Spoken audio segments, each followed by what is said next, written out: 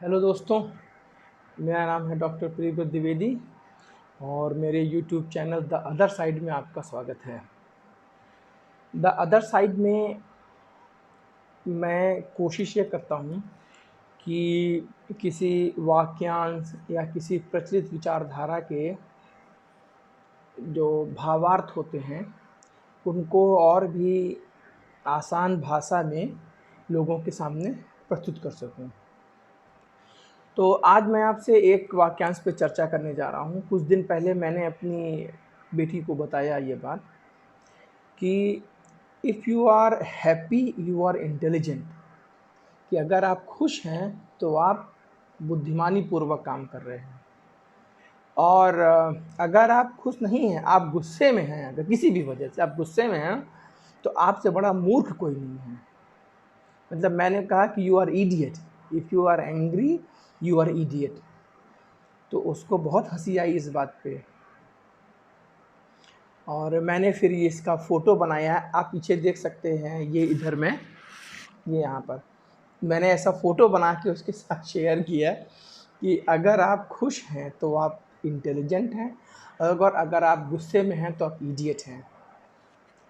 उसके बाद ये रिस्पॉन्सिबिलिटी हमारे ऊपर भी आ गई कि अब हम बहुत ज़्यादा उसको गुस्सा नहीं दिखा सकते अपने बच्चों को, और हमने उनको बोला भी था कि अगर कोई गुस्सा करे तो आप उनको ये इमेज दिखा देना, ये वाला। तो उसके बाद से हम पर भी इस बात का दबाव बना। तो इस बात पे आते हैं कि अगर आप खुश हैं तो आप इंटेलिजेंट हैं। ऐसा क्यों कह रहे हैं? आपने सभी धर्म ग्रंथों में भी पढ़ा होगा, जिस भी धर्म और विचारधारा या पंथ से आप बिलोंग करते हैं, कि खुशी जो होती है वो एक इंटरनल मैटर है।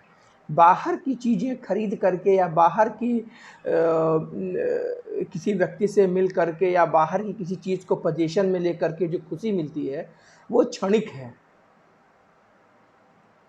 ना। क्योंकि उस वस्तु या उस व्यक्ति या फिर उस संबंध का जो आधार है वो बहुत लंबे समय तक नहीं है। असली खुशी इंसान के अंदर होती है। तो जो इंटेलिजेंट लोग होते हैं वो खुशी अपने अंदर तलाशते हैं। इंटेलिजेंट लोग जो होते हैं वो खुशी अपने अंदर तलाशते हैं।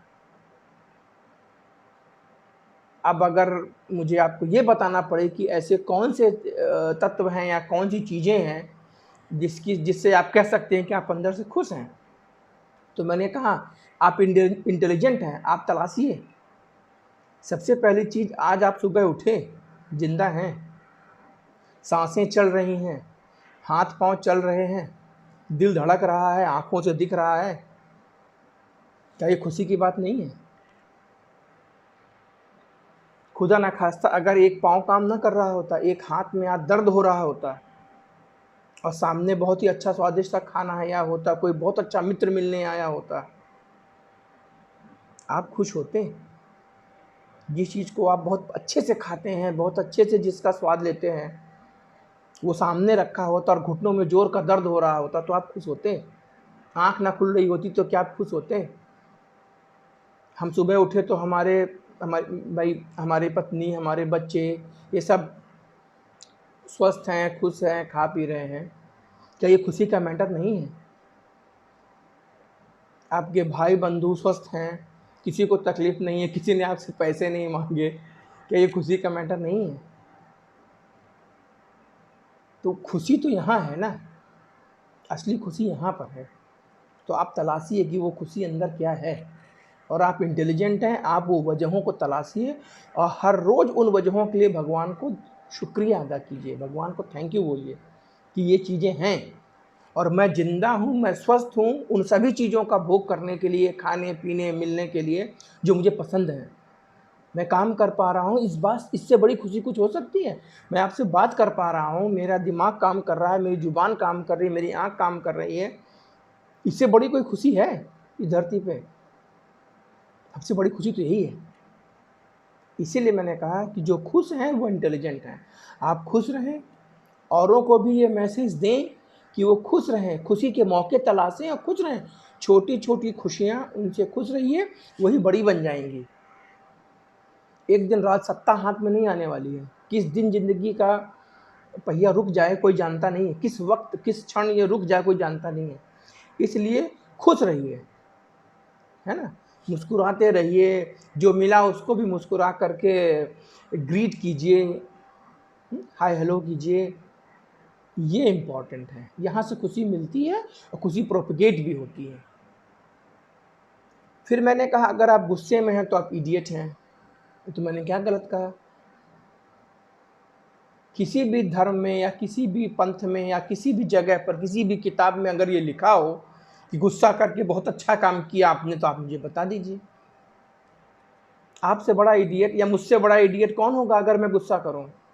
कुछ दिन पहले मैं महात्मा बुद्ध के कुछ विचारों को टीवी पे देख रहा था, तो उसमें किसी ने पूछा था कि गुस्सा क्या है। तो गुस्सा मतलब एक सज़ा है, एक पनिशमेंट है जो आप अपने को दे रहे हैं, गलती किसी और ने की है। किसी और की गलती के लिए आप अपने को पनिश कर रहे हैं, इसे बोलते हैं गुस्सा, क्रोध, एंगर। इसी तरह से सद्गुरु भी कहते हैं कि जो गुस्सा है वो गुस्सा करके आप अपने शरीर में जहर पैदा कर रहे हैं।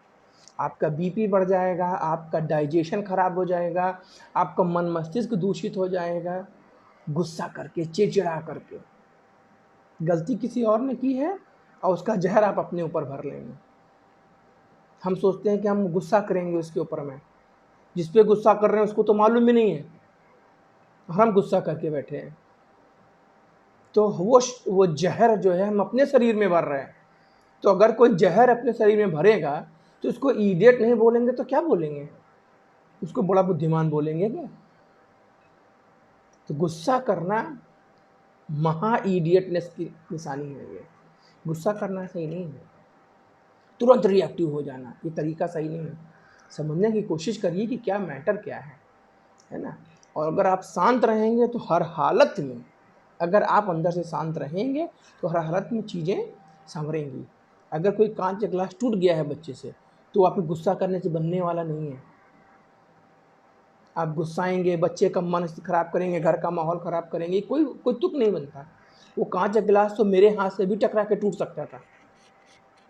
किसी और का बच्चा घर में आया, उससे कोई टूट गया, तो वो तो आपके हाथ से भी गिर के टूट सकता था, आपके बच्चे से भी टूट सकता था। तो उस पर क्यों गुस्सा करना? उसके माँ बाप को क्यों गाली देना? आपका बच्चा भी तो कर सकता था ये चीज़। हमसे भी तो गलतियाँ होती हैं, ये इस तरह की आम छोटी मोटी गलतियाँ। उसके लिए अपने बच्चे पे गुस्सा करना, दूसरे पे गुस्सा करना, क्या मतलब बनता है इससे? आप अपना ही मन मस्तिष्क खराब कर रहे हैं, दूषित कर रहे हैं। गुस्सा मत करिए चीज़ों को लेकर, समझने की कोशिश करिए इत्मीनान से कि क्या वजह हो सकती है, और अपने को समझाइए पहले। और अगर सामने वाले से बार बार गलती हो रही है, तो जब कभी आप शांत हों, वो शांत हों, उस वक्त उनके साथ जाके चर्चा करिए इस मैटर पे, है ना। तो गुस्सा करने से कोई फ़ायदा नहीं है। किसी को डरा के, धमका के उसको शांत करा देना, ये सही तरीका नहीं है। गुस्सा करना एक इडियट होने की निशानी है। किसी भी धर्म में, किसी भी किताब में, किसी भी जगह पर अगर गुस्सा करने को बहुत इंटेलिजेंट बात बताया गया हो तो आप मुझे बताइए, मैं भी आपसे सीखता हूँ। हाँ, तो मेरी इन दो बातों का ध्यान रखिए परिवार के अंदर में, रिश्तों के अंदर में, कि खुश रहिए। पहली चीज़, खुश होने की बहुत सारी वजह है। आपके पेट में दाना है, इससे बढ़कर खुशी का मैटर नहीं है, क्योंकि अभी भी करोड़ों लोग ऐसे हैं धरती पे जिनके पेट में सुबह का दाना नहीं है, आज उन्हें ब्रेकफास्ट नहीं मिला। आप स्वस्थ हैं, अच्छे मन का खा पा रहे हैं, 2 रोटी खा पा रहे हैं, स्वस्थ खुश रहिए। आपके पास कार नहीं है तो क्या हुआ, आपके पास पैर आपके चल रहे हैं ना। कार है भी, घुटनों में दर्द है, आप 2 कदम अपने कमरे में नहीं चल पा रहे हैं, सीढ़ी नहीं चढ़ पा रहे हैं, तो ऐसी कार का क्या फ़ायदा? तो उस कार के ना होने का दुख मनाएंगे या फिर आप अपने पैरों पे चल पा रहे हैं, भगवान की दया से इसकी जो है खुशी मनाएंगे? मैं ये नहीं कहता कार मत खरीदिए, लेकिन मेरे कहने का मतलब ये कि उसके लिए दुखी होने की क्या ज़रूरत है? तो जो है, आपका शरीर इतना सुंदर स्वस्थ शरीर भगवान ने दिया है, और खाने को पैसा दिया है, रोटी दी है, आप खाइए, स्वस्थ रहिए और मेहनत करिए आगे बढ़ने के लिए, लेकिन दुखी होने की कोई ज़रूरत नहीं है। और उसी तरह से किसी चीज़ पे बहुत ज़्यादा गुस्सा करने की ज़रूरत नहीं है। उसका रास्ता निकालिए, सॉल्व करिए मैटर को, लेकिन गुस्साइए नहीं। तो अगली बार, अगले हफ्ते फिर आपसे मिलूँगा और कुछ किसी और वाक्यांश को लेकर के, और उसके अन्य आयामों को देखने की कोशिश करेंगे। तब तक के लिए धन्यवाद।